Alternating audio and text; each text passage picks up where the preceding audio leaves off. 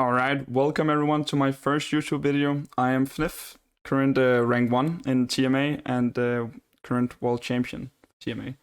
I have very much been looking forward to make content for this game, and I plan to make content on every single character, every role, but for now I'll start with a tier list, and this comes just from my personal perspective and from playing this game all the time, pretty much. So anyway, let's get right into it, and I'll start off by day. And I'll go through every character and list some strengths and weaknesses and why they have their ranked and how that rank may differ between levels of skill. So anyway, let's start with Day. First of all, Day strength comes from his slow. It's just a very overpowered slow. It enables literally everything. It's high range. There's no damage fall off on his abilities or his auto attacks. He has 70 bullets and can just keep firing them at everyone. That slow enables so many characters to do more damage, so that is probably his best strength, is slow, and I would nerf Day probably, and I would go for that slow specifically. But besides his slow, he has homing missiles, which is generally really good versus tanks, since they have bigger hitboxes and can do a lot of burst damage, but also snipe off squishes sometimes, especially if they have slow on them or they are in a noble trap or something. They'll easily get one shot by those missiles, and that's even on max range, and yes, it is AoE. Right now, what puts him up in the highest of A tier, and sometimes, if piloted correct, in S tier, is also his wall. It counters multiple characters like Riot and Pyro especially, and right now it is bugged, or I'm not sure if it's intended or not, if they're going to keep it in the game, developers, but right now you can wall stun people. If you hit a wall perfectly on top of a Riot or Pyro, they're just easiest to hit, but you can also do it on all the other characters. It literally stuns them for the entire duration of the wall, which is probably a death sentence for most characters. His biggest weakness is probably that few of the healers can actually heal him up. It's pretty much only Devil's healing turret and Tesla's ultimate that can really get him to full HP, so you should definitely consider a high-ranged tank, and not like a frontliner, if you compare it to like Reinhardt in Overwatch, or in general like the concept of tanks in World of Warcraft or something. He just gives a lot of space, and he can take space with his wall and trade space for his HP. His high HP pool of 600 just allows him to take a lot of AoE and general damage, but he'll still die if he just goes forward and try to push with his body. So use this range, he deals pretty much the same damage at close or long range. Try and add some tips along the way. His ultimate is probably one of his weaknesses, like his strength comes from his base kit, and the ultimate is definitely on the weaker side of the cast here. Probably is the weakest ultimate in the game, actually. If you go through the entire game and only use the ultimate like twice, I think that's actually probably a good game. You're much better off just using your regular abilities, but he has a good counter into, for instance, Pyro. If Pyro gets close with her ultimate, you will be able to stun her. If Riot doesn't have a bubble ready, you can also stun him. Or a Devil maybe charging in with her ultimate. General, just don't use it too much. If you need to use it, use a wall to protect you, and then put down the wall just before the ultimate goes off. Right, let's take the next one, Devil.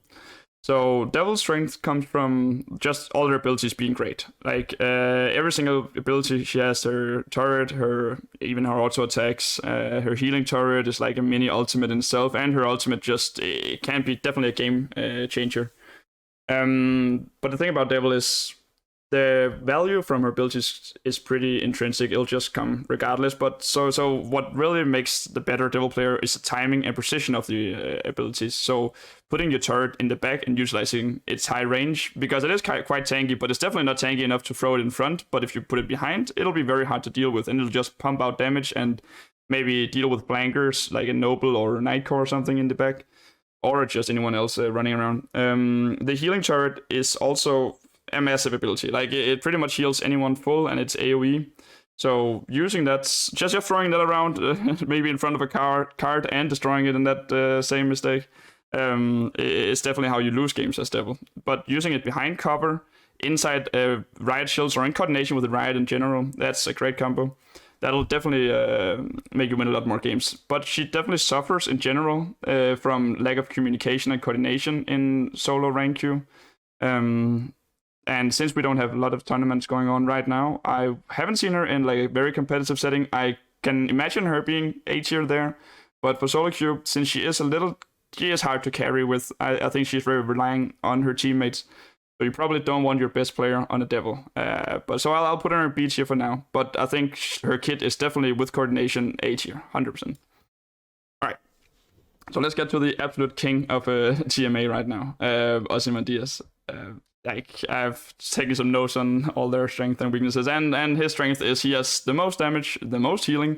He has a small hitbox, short cooldowns, massive AoE and control, and it's just in general super overtuned character. His auto attacks deal 40 damage right now. That is second highest in the game for a range character. And they're fast and precise, and they can hit the tank every time. She is just in general super good versus tanks. Their big hitbox doesn't allow them to get away from any of his abilities. He will always hit them. That's why he has the highest numbers. It's not like Noble can't outdamage him and isn't as effective, for instance, because he definitely is. And he's much more effective at killing squishies, where Ozymandias will definitely most of the time deal damage to tanks. That's why his numbers is super high. But we can always talk about, how effective those numbers are. But in general, he is just very, very strong. He has high healing output and a decent healing output at least. But he's definitely the highest damage character in the game, and he is a support. And that's not even counting in the strength of the amplifier, which is 25% damage. A day with an amplifier on loses so much effective HP, like 150 or something. So he is right now the number one character in the game. And I definitely hope he will get nerfed because he has been ruling ranked for a long time now. Counterplay to him maybe, and he doesn't have any escape abilities. He doesn't have a Tesla ult to get out of harm's way, or like Devil in general is just she has her turrets and self-healing more reliable to protect her. Most characters in the game has something to protect them. Ozymandias doesn't have anything, so he wins most duels if it's a 1-on-1, but with the day slow, for instance, or Riot Ultimate on him, or maybe just focus from the assassins, he can definitely die, and it's not like that. He will lose a long-range duel to a Noble, for instance, but in general, he's just very well off, and you'll get value from playing him on every map, and he has pretty much no bad cases. You should always have an Ozymandias. If you don't have him, pick him. Alright, so let's get to Riot. So Riot actually, his strength actually comes a lot from Day being so good in the meta, because how the tanks works in this game is pretty much rock paper scissors, and Day is incredible versus Pyro and fine versus Riot, definitely no doubt there. But Riot, I would definitely consider him a counterpick to Day, and that's mostly because Day is very easy to hook, and as said, when Day is hooked, he will die fast because it's not like he can heal himself or anyone can heal him up unless he gets a Tesla ult. So hooking Day is great, and if most of the time I'll just put in a clip here, and Day will ultimate, and you can just run. You can hit Day once, run a little away, use your bubble instantly, and then you'll dodge the ultimate, or you can ultimate him to cancel it, for instance, and make him look silly. The barrier in general is just great for payload, and I mean, this tier list, there is different metas on destination and payload, but I feel like payload is the more competitive map, so that's probably where I'll take most sample size from. The good part about Riot is he's very easy to heal up. You can use him as an off tank, for instance. Pyro can pretty much heal herself, and with a bit of help. Riot has 20% more effective HP, pretty much. His shield and front blocks 20% damage, meaning every healing in general is just more valuable on him. He has very high damage potential, especially combined with the Devil Ultimate, for instance, where he can pretty much two-shot squishes. He deals over 60 per hit. His ultimate is an absolute game changer. You can win a fight just by doing a good Riot ult. It deals 100 damage and stuns for 2 seconds, I believe, and it's AoE. So if you hit like 2 people, that's more than enough. If you hit all 4, that's probably GG, and you'll win that fight. It does take some time to get up, but that's why hooking Day is so good, and just farming him. His weaknesses is without hook, he doesn't have anything. He is very exploitable when it comes to having no barrier up, for instance, or no hook up. Some abilities are just great versus bubbles to deny the space inside the bubble, like Ozzy's general AoE. And Pyro can also throw in, for instance, but I would definitely prefer Ozzy to do it. There's also abilities like Noble's Ultimate that pretty much one-shots the bubble. In general, if you don't know what to do with Noble ult and you find it hard to get value out of, which is totally understandable, throw it into bubbles. It'll deny the space inside the bubble and it will kill the bubble in a second because of its high damage ticking. He will have trouble versus AoE in general. He's only 350 HP and can die to just random bullets and general focus fire or just Ozzy's monster AoE healing damage, I mean. So he does have weaknesses. He's not as tanky as the other tanks, but his barrier makes up for it. So let's talk about Nightcorn. This is a very controversial character. Her ultimate is kind of broken. It's a 300 instant no counterplay damage ultimate. But she is super bugged. Her weakness is actually just the bugs. I can only imagine her being maybe S or A tier when she gets fixed eventually. But right now there's a bug so you can see her on the minimap while she's invisible. And that obviously helps a lot, knowing where she is at all times. You'll never get really caught off guard. But even so, knowing where she is, in the right hands, piloted by a good player, she will definitely take over the game. She can beat most characters one-on-one, like even Riot can do 1 versus 1 versus her. And she will exploit new players a lot, farm her ultimate on a new Zulu, for instance, or something. Just get in the backline and completely mess up the communication on the team. And if there is no communication and no teamwork, she thrives. In general, she is very, very effective in rank queue when it comes to just exploiting new players, farming ultimate, and then using that ultimate on veteran players, for instance. That is very, very effective, and I can only see her being kind of broken when she gets fixed. But right now, she is so bugged that her ultimate doesn't work all the time, which sometimes just makes her lose. However, dying as Nightcrawler is not too bad. She has so much mobility that she'll get back to the fight before. And trading 1-for-1 with pretty much any character as Nightcrawler is actually decent, since they'll have much longer to get back. Just if you finish off a day and die instantly, that's kind of not trading, okay? So gotta get some value out of her. I definitely don't recommend her for any new players. I think she is also a Feast of Famine character, and she'll either do 0 damage or, 20 kills. That's the thing. And some comps just counter her, like Day and Pyro will just give her a hard time all time. Riot is also fine versus her. You can lose to turrets, just saying. Alright, but let's take a look at Pyro. So Pyro's strength comes from, I'll say, like other characters or weakness as well. Pyro in general is actually tuned fine. She does deal a lot of damage. Her ultimate can pretty much one-shot any squishes. The thing is, it's just hard to get all those things going for him. She is 500 HP, can get bursted quite easily, and is very much relying on the map. She's probably the most reliant character on natural cover, since you don't have any protection, or you can't put up a wall, you can't put up a barrier or something. You can only put up self-healing, and then you got to wait and rely on your teammates. When it comes to her ultimate, it's very frequent. She can do it all the time, and that is when you should attack with Pyro. It's actually by nature a pretty defensive character. You do want to let people come to you, because the mobility is horrible. Every character will outpace you if they're not slowed by a Day, for instance.